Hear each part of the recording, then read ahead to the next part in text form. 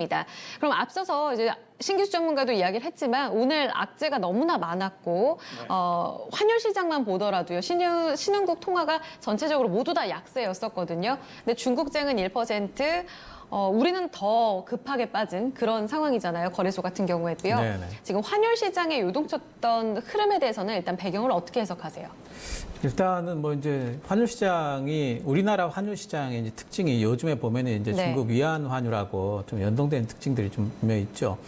예, 그리고 그 우리나라 지금 이제 일본하고의 이제 일본의 수출 제재권 때문에 경제 상황에 대해 가지고 우리나라는 이제 뭐 우리가 충분히 그 길을 할 수 있다. 뭐 이제 이런 이제 분위기로 일본을 이겨낼 수 있다. 그거는 이제 뭐 이제 심리적으로 또 이제 여러 가지 뭐 장기적으로 그럴 수 있다 할지라도 네. 실제 바깥에서 쳐다보는 거는 분명히 위기 상황이죠. 일본도 그렇고 우리나라도 그렇고. 네. 그렇기 때문에 우리나라 뭐 원화 가치가 빠지는 건 어쩔 수가 없는 일이고 원화 가치도 빠지고 중국 위안 달러 환율도 올라가고 네. 두 가지가 겹치면서 우리나라 환율도 지금 급등을 좀 해버렸습니다.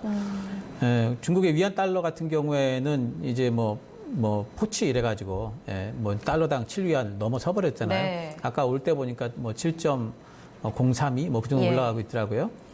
중국의 위안 달러 올라가는 거는 중국 정부가 좀 용인을 한 측면이 분명히 있죠. 이제 미국이 관세를 부과를 했으니까 네. 관세를 좀 상쇄시키는 효과를 또 노린 거겠죠. 위안화를 약세로 만들어서 수출기에 조금은 이제 유리한 그렇죠. 측면으로 가기 위함이다. 그리고 협상도 지금 협상 국면이니까 그렇죠. 거기에 이제 또 하나의 이제 카드로 또 썼을 그런 이제 네. 개연성이 충분히 있습니다. 근데 어쨌든 이제 그런 것들을 타면서 우리나라 이제 환율이 저는 오늘 1,200원을 뛰어넘길래 네. 굉장히 사실 좀 놀란 부분이 있어요. 요즘에 이제 지난 전고점 부분이 얼마였느냐 하면 이제 1,195원 정도였잖아요. 네. 거기를 뛰어넘으면서 쭉 올라갔는데 오늘 17원이 급등이 나왔거든요. 오늘 이제 1215원. 급등이 좀 이나오면서 네. 오늘 이제 시장이 좀 약세권에 들어간 것도 이 부분도 상당히 좀 시장에 영향을 많이 준 것 같습니다.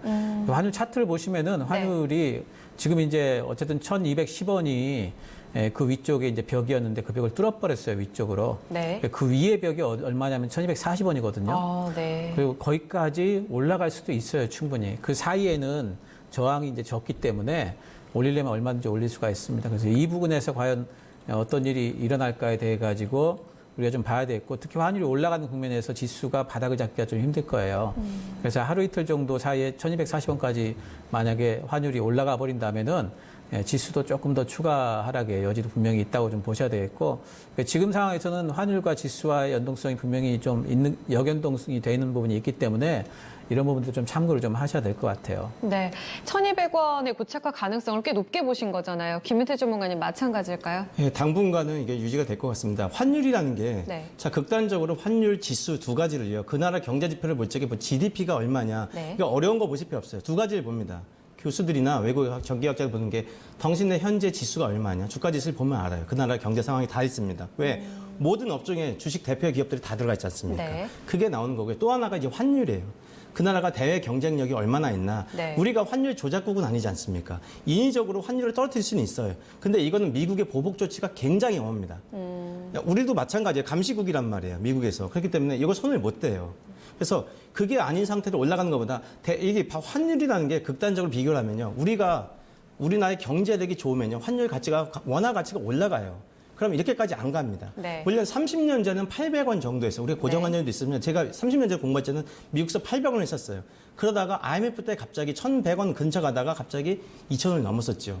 순식간에 올라갔었어요. 그리고 네. 환율이 또 한 번 급등했던 적이 2008년도예요. 국제금융위기 때. 그때는 전 세계가 패닉이 됐으니까 안전자산을 했단 말이에요. 근데 지금 유난히 한국은요, 반대로 지수가 전 세계 평균이 올해 16% 올라갔대요. 근데 한국은 마이너스 14%가 됐습니다. 그러니까 외국은 다 올라가는데 우리가 상대였어요. 이게 그만큼 환율에 가는 겁니다, 영향을. 그러니까 우리 경제가 힘든 게 고스란히 지금 환율에 네, 그 두 가지가 지수랑 이게 두 가지가 환율이 가장 대표적인 걸 봅니다. 외국에서 보는 게 가장 먼저 그 나라의 경제 상황을 볼 적에는 네. GDP 안 봐요. 지수하고 대표 지수하고 환율을 보면 압니다. 네. 두 가지가 환율 조작국이 아닌 이상은 두 가지가 극단적으로 나와요. 우리도 선진국인데 그냥 극단적으로 나오는 겁니다. 전 세계 메이저 선진국들은 다 올라갔어요, 지수가 네. 올해. 근데 한국은 마이너스 14%예요. 근데 지금은 14%가 더 될 겁니다. 더 빠졌어요. 오늘 많이 빠졌기 때문에. 결국 그럼 한일 수출 규제 때문에 우리 경제 성장이 더 꺾일 가능성도 지금 환율에 반영되는 건가요? 네, 추가로 당연히 반영이 됩니다. 왜? 지금 한일 경제가 없으면요. 네. 올해 전망치가 정부에서는 2.4, 2.5% 네, 얘기했지만 실질적으로는 1.8, 2.0% 나왔어요. 달성 안 될 것 같아요. 예, 그런데 지금 상황에서 한일 규제가 더 오래 갈 거란 말이에요. 거기다가 미국의 미중 간의 무역 분쟁 다시 또 점화될 것 같은 분위기 나와요. 네. 그래서 지금 극단적으로 마이너스 5%대 나올 수 있으니까 한국은 결국 마이너스 3%에서 마이너스 5% 가는 거 아니냐 얘기가 나오고 있어요, 외국서요.